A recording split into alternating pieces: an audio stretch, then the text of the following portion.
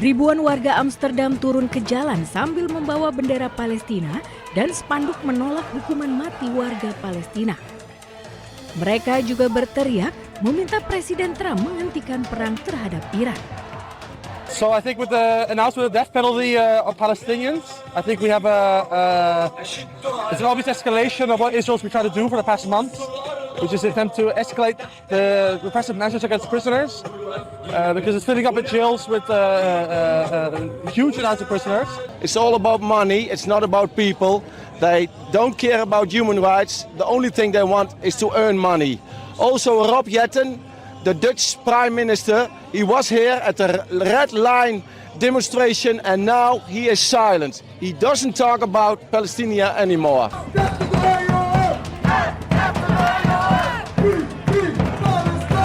Pada Senin lalu, pemerintah Israel telah mensahkan undang-undang hukuman mati bagi warga Palestina yang dinyatakan bersalah atas pelanggaran terorisme di pengadilan militer Israel. Perdana Menteri Israel Benjamin Netanyahu mengatakan langkah ini dimaksudkan sebagai upaya pencegahan terhadap terorisme. They complained at the Israeli government, which is very nice of them, very gentle, but they don't do much else. And what they should do, however, is, of course, full sanctions, full disinvestment, full boycott of Israel and all companies related to and dealing with Israel, all kind of press boycotts, all boycotts that you can imagine, all sanctions, embargoes that you can imagine. Undang-undang ini telah dikecam oleh PBB dan Uni Eropa serta organisasi hak asasi manusia di seluruh dunia. Meski demikian, pemerintah Amerika Serikat menyatakan dukungan hak kedaulatan Israel untuk menentukan hukum negaranya sendiri.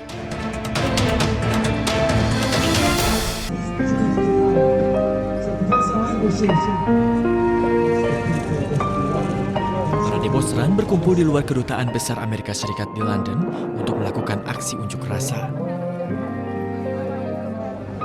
Mereka menunjukkan penghormatan kepada anak-anak yang tewas di sebuah sekolah di Minap akibat serangan rudal Amerika Serikat.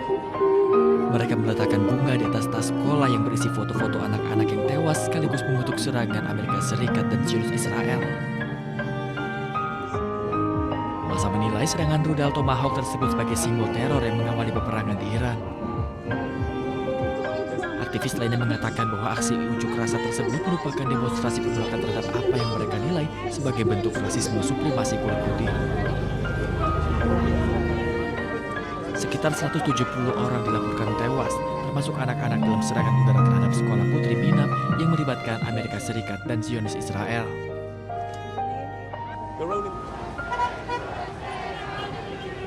Tuan saya mau membangun untuk rumah rakyat di sini, ya. Jadi bukan untuk pengembang dan sebagainya.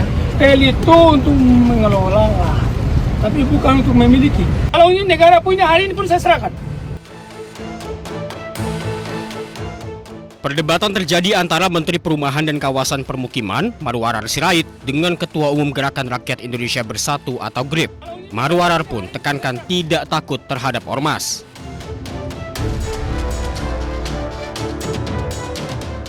Mau tanya Pak Dirut, jadi kendalanya apa? Kalau ini punya negara, punya kekuatan hukum tetap, problemnya apa lagi Pak? Adalah ormas ini menempati pada saat ini secara ilegal Pak. Ini saya menganggap bahwa ini hukumnya udah beres ya? Udah. Jamin ya? Ini berarti bicara keberanian kan? Ya. Bicara ketegasan ya? Ya sudah, kasih sama yang berani aja. Masa negara kalah sama yang beginian? Tak hanya di stasiun Tanah Abang, lahan milik PT KAI di stasiun Pasar Senen juga dikuasai ormas. Selain dua stasiun ini, ARA juga mengecek lahan KAI di Bandung, Jawa Barat. Ya, seperti buat renovasi rumah, tadi saya katakan, tahun lalu cuma 45.000 rumah, tahun ini 400.000 rumah, dan sedang dipersiapkan suatu langkah-langkah untuk kedepannya lebih besar lagi.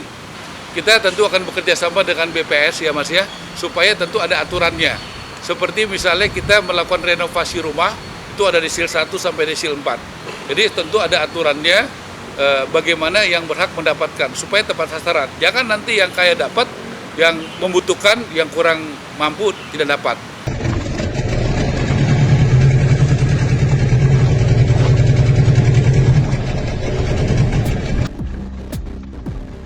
Benda mencurigakan mirip torpedo pertama kali ditemukan oleh nelayan saat menjaring ikan sekitar 16 km sebelah utara Gili Trawangan, Lombok Utara, Nusa Tenggara Barat.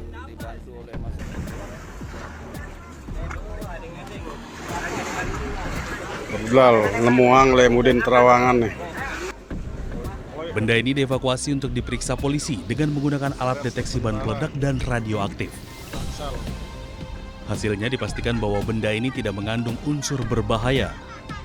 Pada bagian badan ditemukan label bertuliskan CISC serta aksara China yang menguatkan dugaan sebagai perangkat teknologi kelautan. Benda ini diserahkan kepada TNI Angkatan Laut guna identifikasi mendalam. Polisi mengimbau masyarakat tenang dan tidak berspekulasi serta segera melaporkan jika menemukan benda mencurigakan di wilayah perairan. Dari Lombok Utara, Hari Kasini, iNews melaporkan.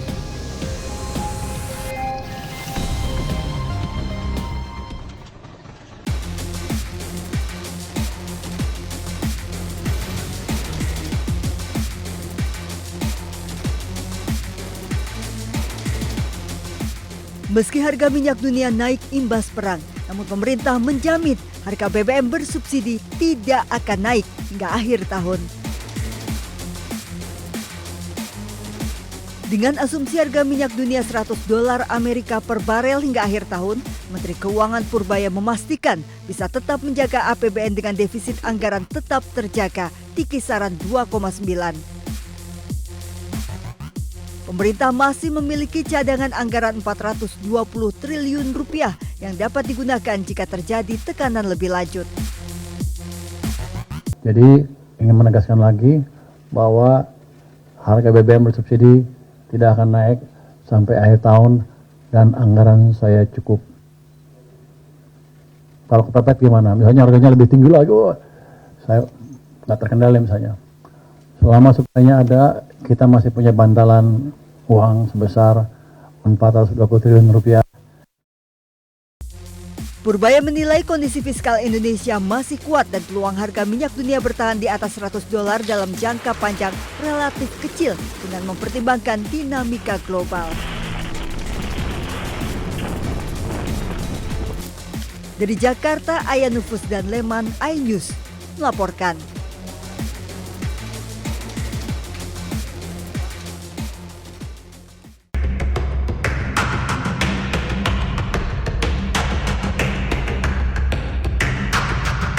Gerbong kereta KA Bangungkarta di emplasemen Bumi Ayu, Kabupaten Brebes, Jawa Tengah yang anjlok berhasil dievakuasi Selasa dini hari. Kini jalur hulu di area stasiun Bumi Ayu bisa dilintasi kereta api dengan kecepatan terbatas 5 km per jam sesuai ketentuan. Meski demikian, masih ada keterlambatan keberangkatan maupun kedatangan kereta api yang melintasi stasiun Bumi Ayu dari arah Purwokerto maupun sebaliknya. Pada hari Selasa pukul 4 pagi jalur hulu di emplasemen stasiun Bumi Ayu telah dapat dilalui kembali oleh kereta api dengan kecepatan yang diizinkan. Percepatan evakuasi telah kami laksanakan dengan lancar. Akeh nemen wong berkerumun. Sebelumnya, 3 gerbong kereta api Bangungkarta relasi Jombang Pasar Senen anjlok di dekat stasiun Bumi Ayu, Brebes, Jawa Tengah. Akibatnya, kedua jalur tertutup dan 13 perjalanan kereta api sempat terganggu. Ratusan penumpang pun terpaksa keluar dari kereta. Dari Brebes, Jawa Tengah, Unibar iNews melaporkan.